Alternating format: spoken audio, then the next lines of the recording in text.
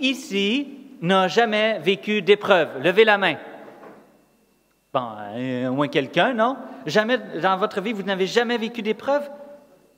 Ah, ben c'est impressionnant, hein? Jamais d'épreuve. Ah, ben là, moi, sincèrement, je pensais qu'il n'y aurait personne qui aurait levé la main, hein? C'est l'exception qui confirme la règle. Jamais d'épreuve. Voilà. Mais sinon, je pense qu'on pourrait parler de la foi qui nous aide à traverser les épreuves pour le reste de l'Assemblée. Okay? Voilà.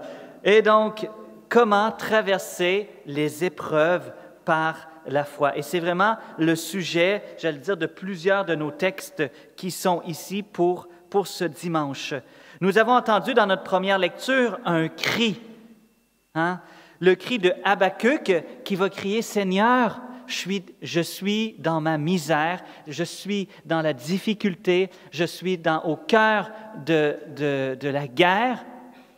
Fais quelque chose. Pourquoi, Seigneur? » Et c'est un cri qui a peut-être aussi déjà retenti de vos lèvres, de vos cœurs. « Seigneur, pourquoi cette souffrance? » Et je vous le cite, « Combien de temps, Seigneur, vais-je appeler sans que tu m'entendes? Crier vers toi, violence, sans que tu sauves. » Voyez, il y a de la violence autour de lui. Et il crie. Qu'est-ce qui se passe concrètement au niveau historique? Tout d'abord, il y a les Assyriens qui ont envahi le peuple de Dieu. Et ensuite, ce sont les Chaldéens, qui est l'armée de Babylone du roi Nabuchodonosor. Répétez après moi, Nabuchodonosor. Vous êtes bons, hein? C'est des bons exercices de diction, hein? Moi, je me suis pratiqué avant. Voilà. Et donc, ils sont au milieu de la tourmente. Une tourmente qu'ils ont vécue dans une première vague parce qu'ils ont d'abord connu les souffrances à travers l'envahissement d'un premier peuple et ensuite un second qui les envahit. Et il me semble qu'on peut penser juste à ce qu'on vit dans notre monde aujourd'hui. Hein? Pensons à l'Ukraine, pensons aussi au Liban, c'est un peu différent, mais encore. Et combien de personnes peuvent crier, et nous-mêmes, dans notre propre vie, « Seigneur, pourquoi? Pourquoi cette souffrance? Pourquoi me fais-tu voir le mal et regarder la misère? » dit Habacuc. « Devant moi, pillage et violence, dispute et discorde se déchaînent. » Il me semble qu'on pourrait mettre ça dans la bouche de bien de nos contemporains. « Pourquoi, Seigneur, me fais-tu voir le mal et la misère? Devant moi, pillage et violence, dispute et discorde. » Voyez? Et ça peut être aussi le cri de notre cœur.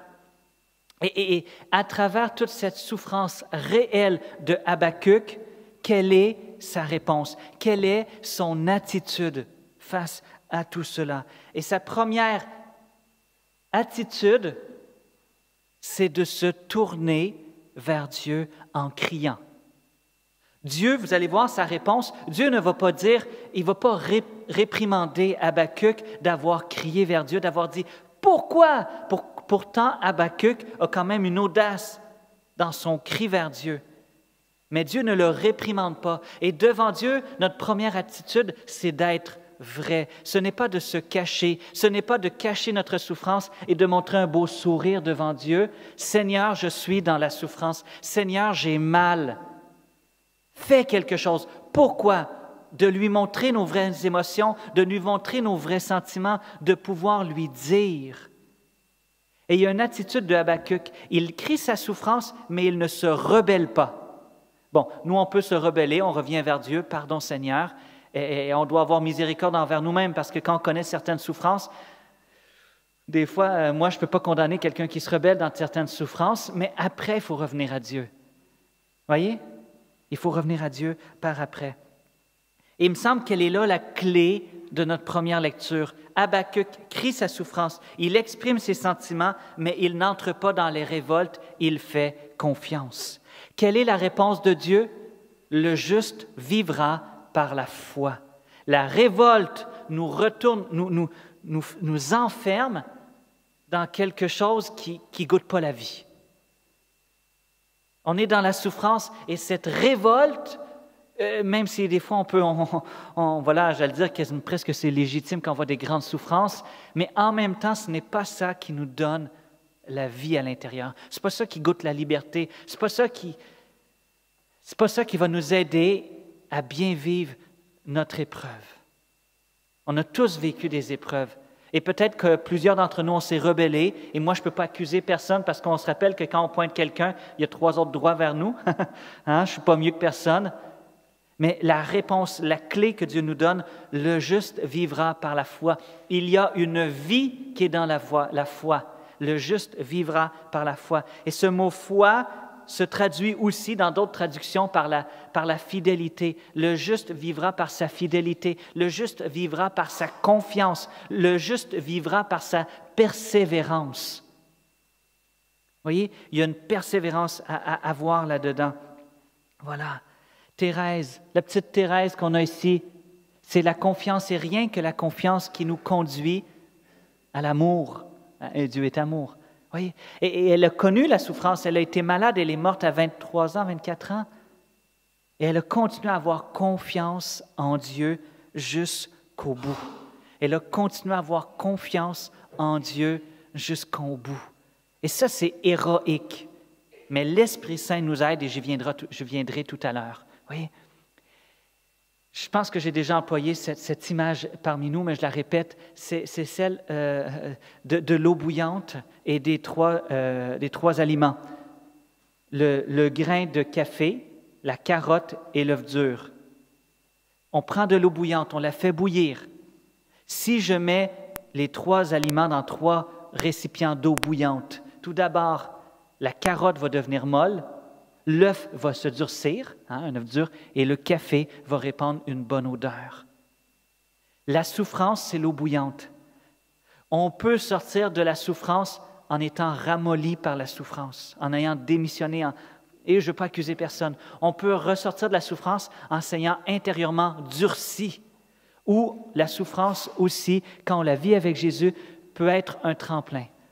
Et ça, ce que je vous dis là, je pèse mes mots parce que quand on est dans la souffrance, on est dans la souffrance. C'est tout. Voilà. Mais reste qu'avec Jésus, il peut y avoir quelque chose de positif dans l'épreuve qui en sort. Je ne dis pas que l'épreuve est positive, je ne dis pas que la souffrance, Dieu la veut. Dieu ne veut pas que l'on souffre. Dieu est un Père bon, mais à travers cela, il nous accompagne. Il nous accompagne. De quelle manière je veux la vivre, cette épreuve dans ma vie? La rébellion va nous conduire à nous retourner vers nous-mêmes, vers notre propre nombril. Voilà. Mais en même temps, la foi, la confiance nous tourne vers Dieu. Abraham, notre modèle dans la foi, Dieu va lui dire de marcher par la foi. Il ne sait pas vers où il va. Nous, dans nos épreuves, des fois, on peut se dire au Seigneur, « Seigneur, ça donne à quoi? » Qu'est-ce que ça résonne à quoi? Je m'en vais vers où? Il me semble que déjà on a une souffrance et en plus, on ne sait pas à quoi elle rime. On ne sait pas vers quoi. C'est quoi le sens de ce que je vis? Et il me semble que c'est encore des fois une plus grande souffrance. Abraham ne savait pas là où il allait. Mais Dieu le conduisait vers une terre promise. Et je te le promets, Dieu a une terre promise pour toi, en cette vie ou dans l'autre. Mais Dieu a une terre promise. J'en suis convaincu, c'est ma foi qui me le dit. La foi, la parole de Dieu qui ne ment pas. Dieu a une terre promise pour toi, en cette vie ou dans l'autre. Amen. Ça demande vraiment de la foi pour dire ça. Ça demande vraiment une foi surnaturelle. Voyez? Il y a la foi qui dit « je crois que Dieu existe ». Même les démons savent que Dieu existe. Mais il y a une foi qui déplace les montagnes. On va s'en reparler, je devance un peu. Hein? Et donc, notre psaume. Arrivons à notre psaume. D'ailleurs, ce psaume-là, c'est un psaume invitatoire que l'on a au début des laudes. Donc, les prêtres, les religieux, les religieuses font le matin ce qu'on appelle les laudes. Plusieurs laïcs aussi le font, qui est la prière de début de journée, si on pourrait dire. Et il y a ce psaume invitatoire que nous avons aujourd'hui, le psaume 94. Et l'une des phrases dit « Écouterez-vous sa parole, ne fermez pas votre cœur comme au désert, comme au jour de tentation et de défi. » Mais en hébreu, c'est comme au jour de Mériba et de Saba. Mériba et Saba qui sont des lieux géographiques, mais qui veulent dire comme au jour de tentation et de défi. C'est ce que veut dire Mériba et Saba. Comme au jour de... Et juste pour faire une petite historique de cet événement-là, c'est que le peuple d'Israël vient d'être libéré par Dieu de la servitude d'Égypte. Ils ont passé la mer des roseaux, ils sont libres. Mais dans leur nouvelle liberté, Il commence à découvrir au cœur du désert la soif, la faim, les épreuves, les dangers du désert. Et là, ils se mettent à récriminer contre Dieu. Ils sont dans l'épreuve alors que Dieu a fait des merveilles pour eux. Exode 17:3, là, le peuple souffrit de la soif, il récriminait contre Moïse. Il dit, « Pourquoi nous as-tu fait monter d'Égypte? Était-ce pour nous faire mourir de soif avec nos fils et nos troupeaux? Dieu, est-ce que tu nous as fait sortir de notre esclavage pour que maintenant on puisse être encore plus humiliés? » C'est quoi le sens de tout cela? Et Dieu a un merveilleux plan pour ta vie. Dieu a des projets de bonheur et de bénédiction pour chacune de vos vies. Sinon, vous n'existeriez pas. Dieu veut pour toi un plan de bénédiction et de bonheur. Mais entre toi et l'accomplissement de ce bonheur, entre aujourd'hui, il y a des épreuves. Et si tu ne choisis pas de franchir ces épreuves, tu ne pourras pas entrer en terre promise. Et là, je parle de tout. Dieu a un plan pour ta vie. Il y a peut-être des choses auxquelles tu aspires en toi pour servir Dieu, mais à la fois, tu dois être entêté. Si tu as un bon... Tu vois, il y en a qui ont des têtes entêtées, on va dire comme ça. Bien, serre-toi-en pour Jésus. Sois entêté à le choisir et à le rechoisir. Et quand tu ne comprends pas, fais comme Thérèse, je crois parce que je veux croire, la grande Thérèse. Je crois parce que je veux croire. C'est une décision qu'elle faisait.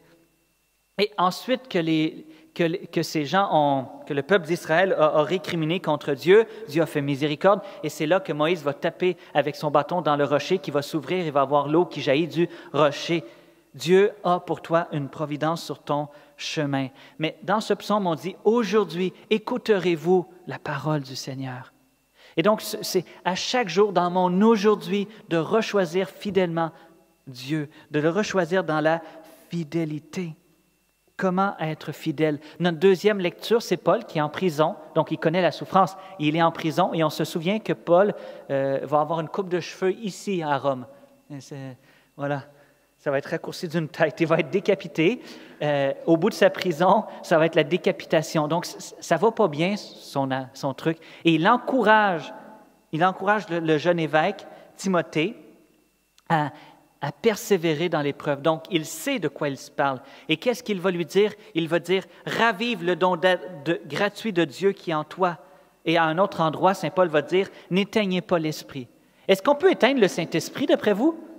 Tu vois la troisième personne de la Trinité, mettons, tu as une vision de la troisième personne de la Trinité, tu prends un seau d'eau froide glacée, tu lui jettes dessus et il est éteint. On ne peut pas éteindre la personne du Saint-Esprit, mais on peut éteindre son action en nous. On peut s'éteindre nous-mêmes, à le laisser agir, à transformer nos vies et à faire des merveilles en notre vie. Le catéchisme de l'Église catholique va dire que par le baptême, il y a un sceau indélébile en nous. C'est à jamais que tu es marqué par le baptême. Mais nous pouvons rendre ce baptême inefficace en fruit de salut, dit le catéchisme. Ça veut dire qu'on peut tellement ne pas collaborer à notre baptême qu'on peut le rendre inefficace en nous. Et donc, là, je ne veux pas aller aussi loin que ça, mais ce que je veux dire, c'est que nous devons raviver en nous le don de l'Esprit. Et c'est comme ça que nous allons traverser les épreuves. Est-ce que Saint Paul va dire ici à Timothée, « Rassemble tes forces ». Non, il va dire « Avec la force de Dieu. Avec la force de Dieu, prends ta part de souffrance liée à l'annonce de l'Évangile. » Pas seulement avec tes forces humaines, aussi avec tes forces humaines. On ne les met pas de côté, on a des capacités, mais avec la force de Dieu. Réveille en toi le don de Dieu pour traverser les épreuves. Et quand je vous parle maintenant, c'est obligé, c'est à travers la foi. Seigneur, je vais être fidèle, je ne comprends pas. Ma vie spirituelle, elle est sec. Mais je choisis de te louer, je choisis de prier, je choisis de lire la parole, je choisis la fidélité. Je veux être un entêté pour toi, Seigneur. Et moi-même, j'ai vécu des épreuves, je sentais bien que Dieu voulait quelque chose pour moi et je voyais qu'il y avait des obstacles devant moi. Et Seigneur, ce n'est pas les obstacles qui vont empêcher ton plan de réussir dans ma vie. Ce n'est pas les obstacles. Je refuse cela. Je ne veux pas croire que les obstacles vont m'empêcher d'accomplir, que tu puisses accomplir tes promesses dans ma vie. Il y avait des montagnes dans ma vie. Et Jésus parle de montagnes dans l'Évangile. Et Jésus a dit que rien n'est impossible. Il n'a pas dit que tout est possible à celui qui croit. Il n'a pas dit tout est facile. Il a dit tout est possible. C'est pas facile, mais c'est possible avec Jésus. Amen. Et je ne veux pas être prophète, mais il y aura des épreuves dans ta vie pour accomplir le plan de Dieu. Ici, saint Paul va le dire, avec la force de Dieu, prends ta part de souffrance. Donc, Paul ne vient pas dire, il n'y aura pas de souffrance quand tu annonces l'Évangile. Il n'y aura pas de souffrance quand tu sers de Dieu. Prends ta part de souffrance liée à l'annonce de l'Évangile. Mais Dieu a un grand plan. Dieu a des choses merveilleuses. Dieu veut t'émerveiller de ses œuvres dans ta vie et de ce qu'il va faire avec ta vie. Mais il y aura des épreuves.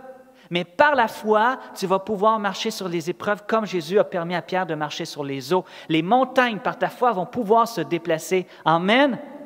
Et ça, mesdames, messieurs, ça demande une foi virile. Ça demande une... Le royaume de Dieu appartient aux violents. Les violents s'emparent du royaume. Qu'est-ce que ça veut dire? Qu'il faut taper sur les autres? Non.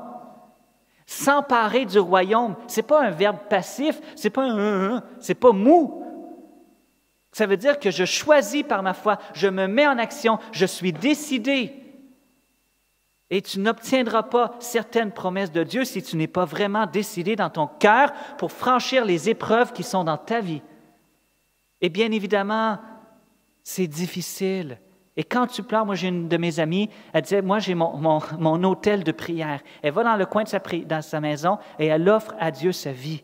J'offre ma vie sur un autel, Seigneur, je te donne tout. Et c'est le lieu où elle pleure. Elle dit, je m'en vais pleurer avec Dieu. Et quand je reviens, je suis fortifiée.